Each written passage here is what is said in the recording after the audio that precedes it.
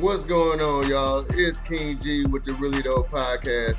Today, man, we're going to talk about something that seems like it's going to be big, right? So they talking about Terence Crawford and Canelo maybe meeting up later this year. They have agreed to fight, all right? So this is a great thing for Terence Crawford, right? Because I think Terence Crawford has been shunned almost his entire career. With such a great decorated career, it took him all the way to get to Errol Spence to be recognized, just to get played out the Fedora fight and all this other stuff they keep still trying to do. You know what I mean? Leonard Ellerby talking about Spence's family. His family ain't got nothing to do with who deserved to fight and who don't deserve to fight. But we ain't talking about that. So now, Crawford can get this Canelo fight, right? And I'm gonna be happy because, like I said, I got Crawford winning. Yeah, I don't think it's gonna be as close as people think. All right. People keep talking about this power. I mean, Charlo went to decision with him. All right. So regardless, what I'm saying here is, I'm disappointed in the fact that nobody is holding Canelo accountable for not fighting David Benavidez. This could not happen to any other fighter. I just don't understand how people are just letting this happen. I'm talking about the sanctioning bodies, everybody. Why are you letting him skate? And it's crazy to me because I feel like Andre Ward didn't get the respect he deserved as a fighter, right? But he did the Super Six. He took on all comers, right? Kovalev, all that. He took on all comers. He just retired younger than usual, and he stayed retired, you know? But to me, Andre Ward has done more in the sport than Canelo has. And that's really a fact. Because what fights can you say that Canelo had that you thought he was going to lose? That he had a chance of losing? If you remove Floyd Mayweather, if you remove Triple G, first two fights, because I don't count that third one. That third one was farewell. You did not believe that he was going to lose no other fights. I had him losing to Bivol, but that's because, I understand boxing. I mean, a lot of people understand boxing, but all these other people, you didn't think he was going to lose to. You didn't. You know what I'm saying? I give him credit for the Caleb Plant fight. You know what I'm saying? That was a good fight. But when you really look at his resume, I don't understand what y'all saying. I mean, I don't know. I don't see the Julio Cesar Chavez, people on there with the Roger Mayweathers and the Pernell Whitakers, and I don't see that on there.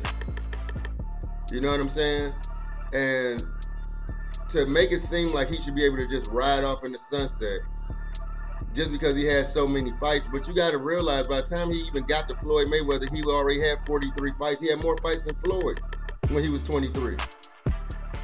Now he's 60? I forgot, man. I don't know. I know he's 60 something or whatever. So he ain't had, over this time, now he ain't had to spread the fights out, right? But when you talk about the fights that were spread it out, who really thought he was going to lose a lot of these fights? You can't pick nobody that you thought he was going to lose to. Why did he get to fight Charlo? And I just guarantee you, that's what's crazy to me, because if Roy Jones Jr. was to do that, to make a person 14 pounds smaller than him come up, y'all would call him weak and fake. Floyd Mayweather did it. Y'all say the same thing. It's like, and I'm saying these top fighters because these top fighters are the ones that are expected to fight champions all the time. When Floyd Mayweather fought Andre Berto for his last fight, they called that a weak fight. When it's like, dang, he fought champion after champion after champion after champion. Can he get a break? Roy Jones ain't never fight nothing but everybody that you put in front of him. Even if they wasn't as good as him, they seemed that way. When y'all put him in there with James Toney, y'all didn't think he was gonna win that fight. He wasn't supposedly the favorite. James Toney was that dude. but he showed you what he can do. And you know what I'm saying? And to this day, Canelo has not won a fight that you thought he would lose. I may even said that wrong. Because he ain't fought nobody that you thought he would lose to, he ain't won it. Because I mean, the Mayweather fight, it was like you didn't think Floyd was gonna knock him out. You thought he was gonna outpoint him, and which he did. I say 11 rounds won. The person had a 114 was smoking. We already know that. We don't know what it was, but it was not just regular weed. I know that. Now, Bivol, he just didn't let him fight at his own pace. He beat him. He did all that. Now, I got Terence Crawford doing the same thing. It's not that I don't favor Terence Crawford. Why do you get? Because it better be some leeway in this weight. It better be some kind of catch. Because if you're gonna because you got to realize, Terence Crawford only had one fight at 154 so far. All right, he moved up. He fought. He knocked everybody out at 147. One fight, Madrimov, at 154. If Canelo is making him come up to 168, I hope Terence Crawford knock him out. That's crazy. Because you're really picking on somebody that came from 135. Right?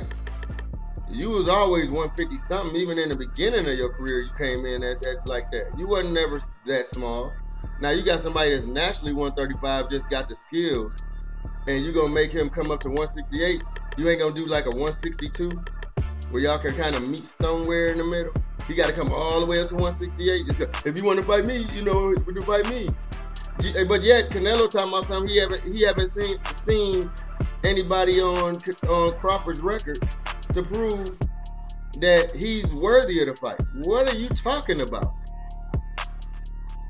All the people he fought at 140 and 135, those was big names.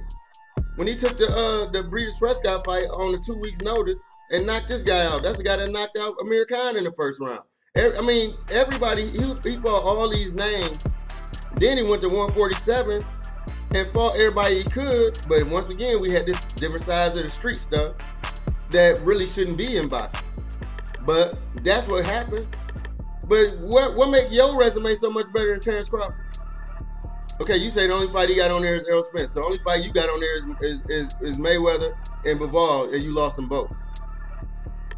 Okay, I'm sorry. I give you your 2 Triple G fights.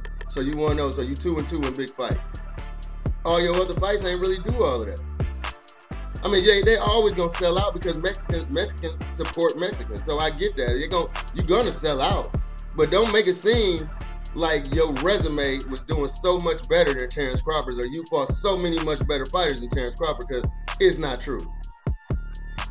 It's not true. I'm tired of people trying to do that. You know what I'm saying? So that, and you're doing it to Benavidez too. Because Benavidez is showing you, I'm going toe-to-toe, fight for fight. I'm fighting the biggest, baddest, anybody that they think I'm going to lose to. I'm taking it. Now, you do this then.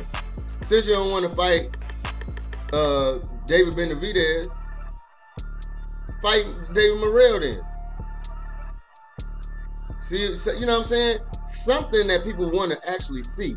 I'm tired of seeing these fights that just don't mean nothing.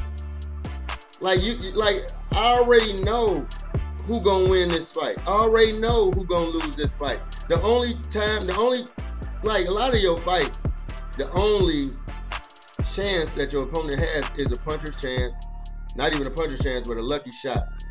Because skill-wise, they can't mess with you. You bigger than them. You fighting at your pace. They scared to get hit, so they ain't throwing as much. So you're just gonna walk them down and do what you want to do. But you couldn't do that with Floyd. You couldn't do that with Bivol. And you ain't gonna be able to do it with Terence. And you definitely ain't gonna be able to do it with David Benavidez, and you know it. Because he coming non-stop. And you don't like that when somebody won't let you think and breathe and all of that. So what has he done? Well, I mean, you keep it up. So as far as I'm concerned, David Benavidez his resume is starting to outdo yours. And you've been in the game longer than him. But it's starting to outdo yours because you find excuses the way to slip and slide out of fights. That people been asking for this fight forever. if you retire without fighting David Benavidez, man, I don't care. You know what I'm saying? Like, I don't even care. You know what I'm saying? And it ain't no hating on no Canelo. So if you come on the channel talking about something, you hating on Canelo. I'm not hating on no Canelo. Real is real. And if you don't see it, then don't see it. But I know y'all wouldn't let Floyd Mayweather get away with nothing like that. You wouldn't let that happen. People was trying to call him scared for not fighting Margarito. Then you find out that he was cheating. You know what I'm saying? Like, get out of here. Y'all just, this is what does mess up boxing. This is why Jake Paul can come in the boxing ring and do what he do. Well, I mean, what y'all gonna say? I mean, it's more exciting to watch a YouTuber than it is to watch a real fighter, because a real fighter won't fight a real fighter that can actually give him a lance or give him a challenge. We want to see challenges, man. We don't want to see all this cherry picking, man. Terence Crawford ain't been cherry picking. David Benavidez don't be cherry picking. I mean, you got a lot of fighters that is not cherry picking, you know, and man, this stuff need to cut. You need to cut it out, and we need to stop letting him get away with it. Period. He can't keep getting away with this. So that's really all I gotta say on this. But regardless of everything, I'm happy that Terence Crawford getting this fight. I don't want him not to have the fight because I want him to make the money. You know what I'm saying? And I also want him to, you know, cement his legacy. It's already cemented to me. You know what I'm saying? But I want him to cement it like how he wanted to cement it and go off into the sunset and do his thing. You know what I mean? Because the boxing game is it ain't fair. You know what I'm saying? And the good thing is Turkey Alasika is doing some great things for boxing and making it live again. You know what I'm saying? Putting the real people together. So that's what we need. We need a one world government in boxing. You know what I'm saying? Just one doggone just one promoter, man. So everybody can fight. And we getting closer and closer, because now you only got like PBC and the Zone and all them people is really up under Turkey now. So we're going to see how that all work out. But I think we're going to start getting the fights we want to see. But I just think that Canelo going to try to retire before he have to see David, you know. And it is what it is, because if Terence beat him bad enough, Terence might put him in retirement like he did Errol Spence. So we'll see.